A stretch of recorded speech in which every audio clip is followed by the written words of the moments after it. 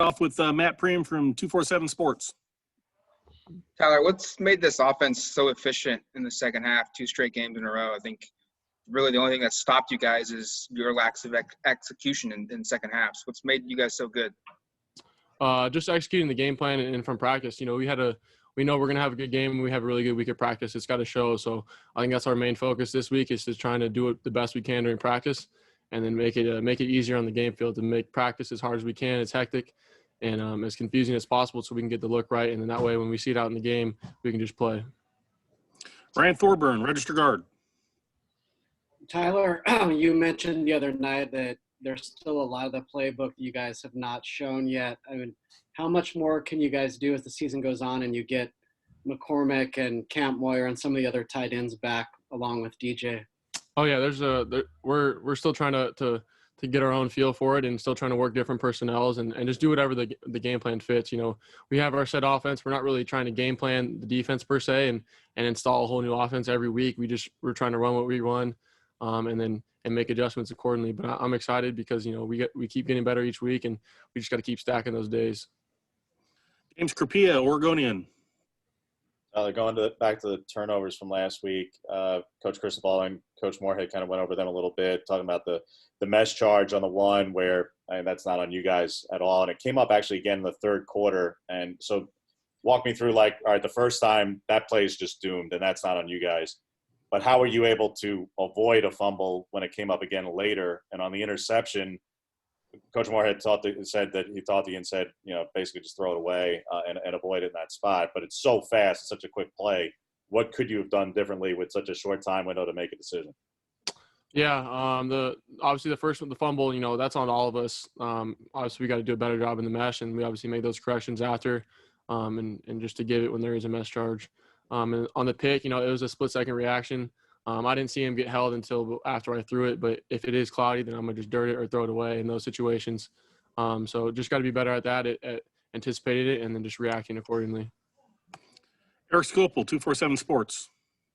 Tyler, I mean, you just mentioned some of the decisions you have to make. You find yourself gaining confidence in yourself? I know it's strange because you've obviously been an accomplished high school quarterback, but you haven't played this kind of football in a couple of years. I mean, you feel like yourself kind of gaining that confidence back now over the last couple of weeks? Yeah, there's definitely that game mode feeling for sure. You know, I haven't played a full game since high school in these past 2 games. So you definitely get a level of confidence when you can go in and out in each series and feel like you've put in the work and just executing those plays. So I'm really excited for where we're headed right now. And, you know, we got a long way to go. So I'm just proud of our guys for how they've worked. Jerry Thompson, Ducks Illustrated. Yeah, Tyler, how does after Stanford, Washington State, you've seen their defenses, how does it look for UCLA if you've had time to look at that? How would you compare those? Yeah, they're really tough defense. You know, I think they're going to be one of the toughest defenses we faced so far. They fly around to the ball. They got great personnel, great coaching. So we're going to have to be in our game this week and do the best that we can to prepare for them. Aaron Heisen, KWVA Sports. Tyler, what has made the running game so consistent and efficient throughout the first 2 games of the season, and how do you see that moving forward against UCLA? The running game, I mean, that's just a testament to our O-line and how they prepared and the running backs just seeing those holes, you know, and the scheme that we put up. Coach has done a great job calling plays and putting us in those positions.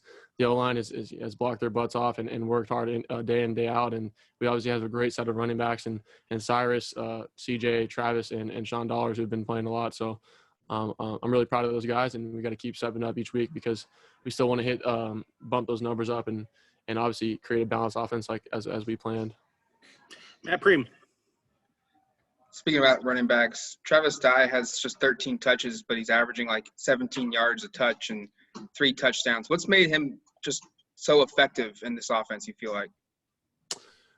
He's a hard runner. He's a twitchy guy. He sees those holes and he goes through them right now. I think all of our backs have that ability. I mean, he's just obviously taking advantage of those opportunities when they've come, and he's a playmaker for sure.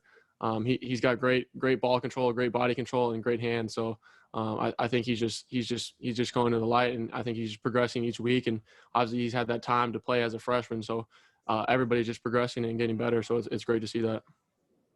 Ryan Thorburn.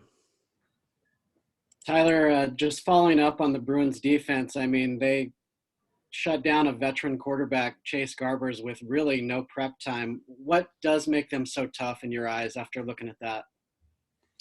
They bring a lot of different looks. They have a good front seven. They play hard, and they're well coached. So I think, they're going to run to the ball a lot. They're going to try and disguise looks. But I think if we stick to our game plan and stick to our rules, we should be fine and just execute what we do. James.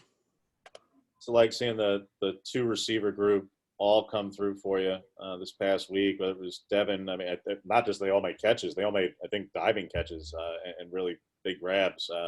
Devin, Chris, Josh, all of them. What was it like just seeing them come through and to know you have that depth there if Mike is not going to be there last week and this week ahead? Yeah, it's obviously huge for those guys. They work super hard throughout the week. They're treating it like they're the starters, and their name could be called anytime.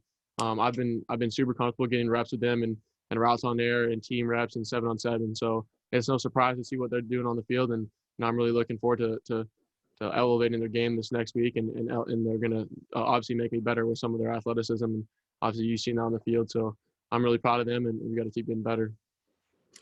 Eric. Tyler, I want to take you back to that last play, or I guess that last drive before half against Washington State. That pass to Jalen, was that like where you wanted to go with the ball? Were you expecting him to have that much space? And I know you said if you got it out there a little earlier, it would probably have been a touchdown. Was that just because you were surprised that he was that far behind the defense? No, we weren't. I wasn't surprised by it. I was just trying to avoid the rush a little bit. I saw somebody kind of get through or fall down. Should just quick avoid it with my feet, and then just throwing it out to him. But no, I wasn't surprised by it. I was just a little late on the footwork, but it ended up working out great. Jerry Thompson. Yeah, Tyler, a similar question on the wheel route to Travis dive for the touchdown. You kind of look in your chart, or know that that's going to work as soon as you saw it called. Had you seen things that knew that he would probably beat his man, or is that something that just plays called? You didn't have to make the right pass, but were you kind of anticipating this going a long way? Yeah, I obviously saw the matchup post snap. Usually we were reading that out. So once I saw the D end or linebacker or whoever was on Travis, and it was just a mismatch for sure. So I laid it out for him to run underneath it, and it definitely worked out for sure. But I know they're in man coverage, and they put that guy in the back, and we love those odds. So just trying to give them the best opportunity they can to make a play. It looks like that's all we have for you, Tyler. Appreciate your time. Well, one more, James. You had it up and you put it down, and now it's back up. Yeah, I had a mental problem. Anyway, Tyler, RPOs. Obviously, you guys ran them previously in the older offense without giving away aspects of it exactly. I mean, it's on film, but what makes Coach Moorhead's RPOs just perhaps different than what you guys were doing before? Because clearly they've been really effective for you guys. So just what is it about his that are either just slightly different or better than what you guys were doing before?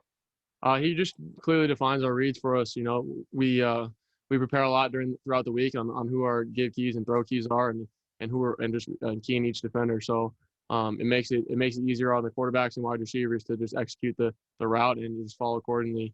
And obviously you have to have a plan versus pressure and plan versus any dirty looks. So that just goes into preparation throughout the week, and Coach Moorhead obviously having a great system and teaching it well to us. Now we're done. Thanks, Tyler. Appreciate your time. Thank you, guys.